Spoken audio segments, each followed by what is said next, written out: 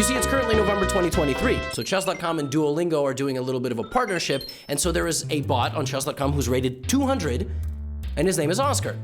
And Oscar is an arrogant prick. Oscar talks trash the entire game, despite being rated 200. Martin, on the other hand, is rated 250, loses to absolutely every human and animal probably on the planet, but is a very nice and respectful gentleman. And today I paired them. And all I'm gonna tell you is that the game was 158 moves. What happens when two of the worst chess bots on the planet play against each other? Let's find out. Oh, and if you're watching this, it's probably November 11th, and Gotham merch drop just happened. I'm wearing one. I love this one. This one's really cool. And you gotta get an order in the next 48 hours. We're closing the store on Monday. We want to get all the orders in, and then we want to make preparations for the holiday season so it can get to you by late November or Christmas. All right, so get those orders in if you like it, or if you want to buy it as a present for somebody. Here we go. Martin Bot versus Oscar Bot, the Olympic Games of Degeneracy.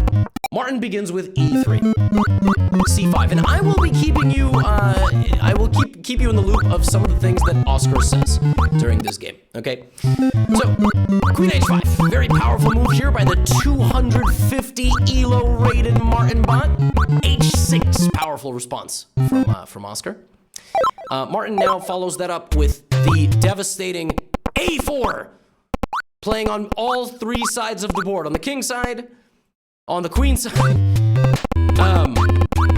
you know, instead of playing for Scholar's Mate, now Knight C6 is played, and, you know, in this position, I was expecting a lot of things from Martin. I was expecting a king move, I was expecting him to follow up on his earlier plan of, like, threatening mate, Knight F3. No, content begins on move number 4 in this game, because here, Martin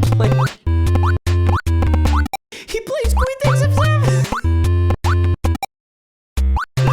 Why did he play Queen takes F7? I was actually very upset that he played that move because he forces Oscar to play a good move. Oscar is an idiot. Now Oscar's gonna justify, you know, his trash talking the whole time, the whole game. At this point, Oscar's saying things like, did you know that I have a weekly dinner with some of the best chess players in the world? Magnus Carlsen, Fabiano Caruana Hikaru. It's not a big deal. It's not. They programmed Oscar to be so insufferable.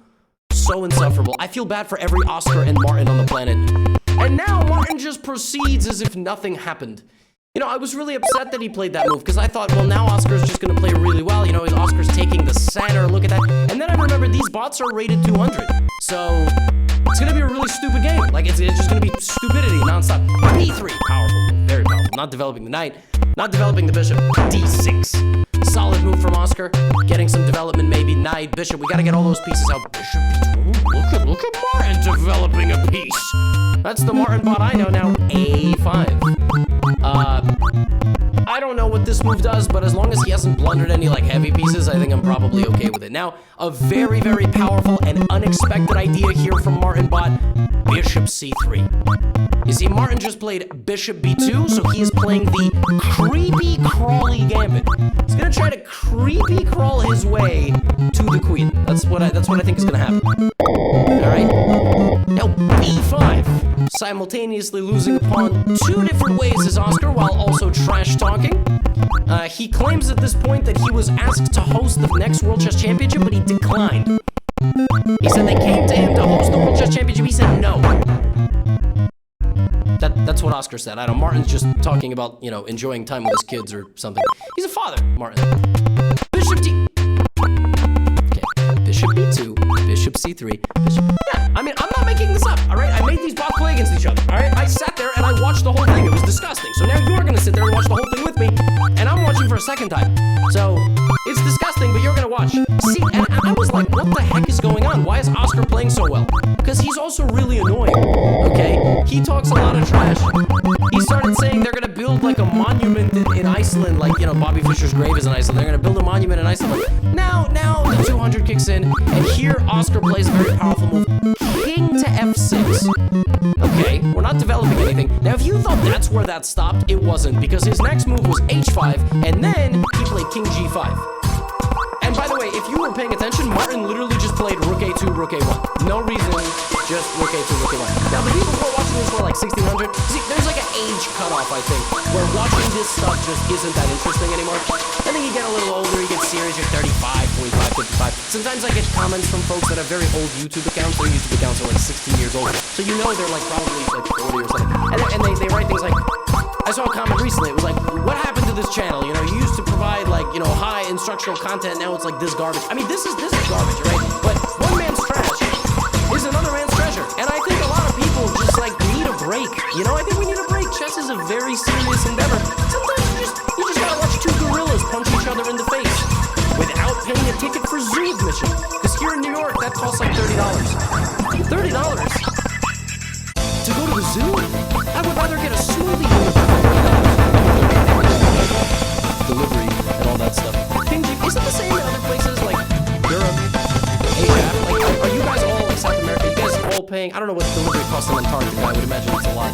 Bishop takes b5, queen c7, and now Martin plays king d1. You see, Martin here was going for the ancient jutsu of distant opposition. When the kings are on certain types of squares, you know, you can kind of oppose. Now at this point, there is a way to undermate one of the way of more white king mate. It's king h4. I was shocked that did not happen. You should walk into your own death. You can't get out, right? So king d1, that doesn't happen. Knight b4, h4 check, and now c4. And now a major moment. Will Oscar know en passant? Will Oscar know en passant? Or no? How do you say no? It's no, not no. What am I even saying? Bishop d7, bishop takes, queen takes, king e2. I tried to learn French. My experience learning French was sitting there going, why do they have words that are 9 letters long, but you only say 3 of the letters? It's like the French created a language that could not be decoded. It was like the French made a language so two of them could sit in a cafe and talk trash about everybody else and nobody would understand them. And that's actually not that different than real things in France. Because in France, if you ever go to Paris, you'll notice restaurants outside, people sit on the same side of the table looking onto the street. I've never seen something like this. I went to Paris. Look, we'll get back to the game. It's not that interesting. We'll get back. They sit on the same side and then they look at the street. I mean, like, what? That's insane. I've never seen behavior like that. Then I went to Paris. I was like, it's kind of fun. You sit here, you go, oh my God, his shoes are so ugly. You know, it's incredible. Just the Parisians do things. Maybe it's just a Paris thing. Is it a French thing, period? You know, French people in the comments, let me know, why is your language so difficult? I mean, English is difficult too. We have 3 words that are pronounced the same and spelled differently. Rook a7.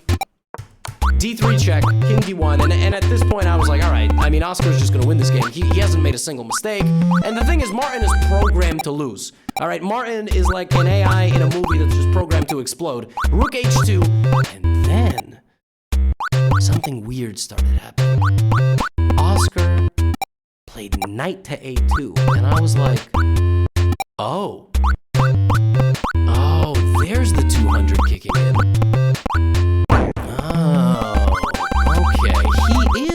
Start losing this game. Okay, now Martin did not take. Come on, what do you think we're dealing with here? He didn't take the knight. He'll take the knight at some point. And now, look at this move by Oscar, sniping the pawn on the opposite side. Beautiful move, queen b8. Amazing move. Martin, of course, does not see it. And now queen takes b3 is devastating for the white position. Because if you go here, you're gonna lose the knight, the pawn, and then this in the future, and you're gonna lose everything. But instead of that, Oscar goes here. So he gets into b4, but he doesn't take the pawn on b3. And now, having his attention drawn to this side of the board, Martin plays rook takes knight. So he actually wins the knight. This was a very big moment in Martin's career. And now, queen c5. Now, bonus question here. How does white blunder checkmate? Try to solve it. This is like an anti-chess puzzle. Anti-chess puzzles are designed to still improve your board vision, but prevent blunders. White to move, blunder, checkmate in 1.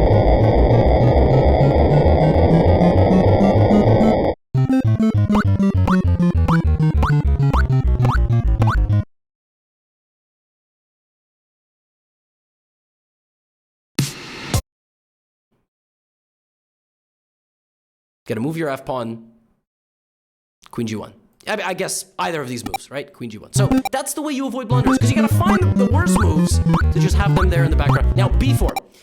b4 attacks the queen, but it hangs the pawn 2 different ways. Okay? And now in this position, rather than taking like this, or like this, Oscar plays queen takes c4. Losing the queen in one move.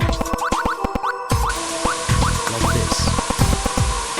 And then Oscar said, and I am not joking, after hanging his queen, Oscar said, and I quote,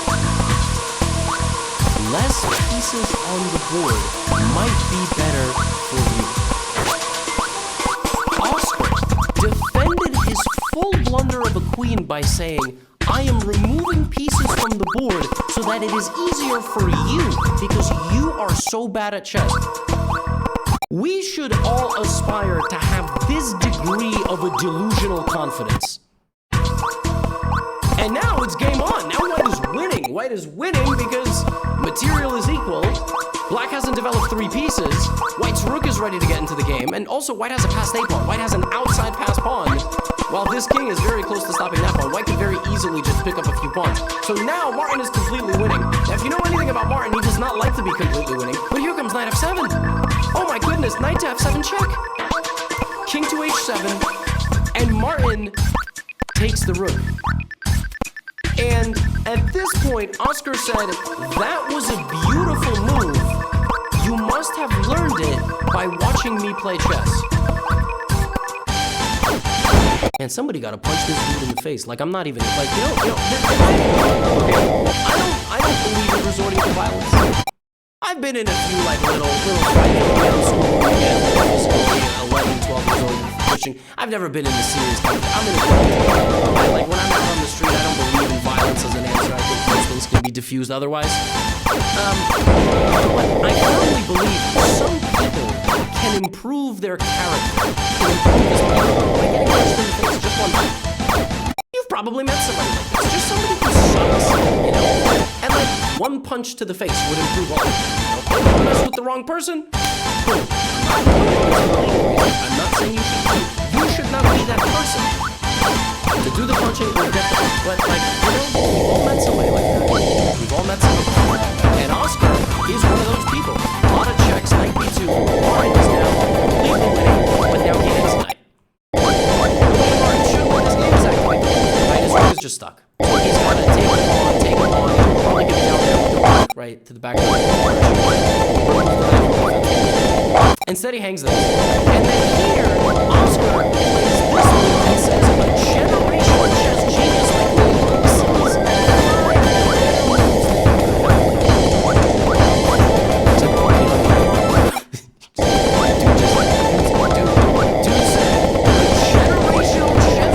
sees like myself,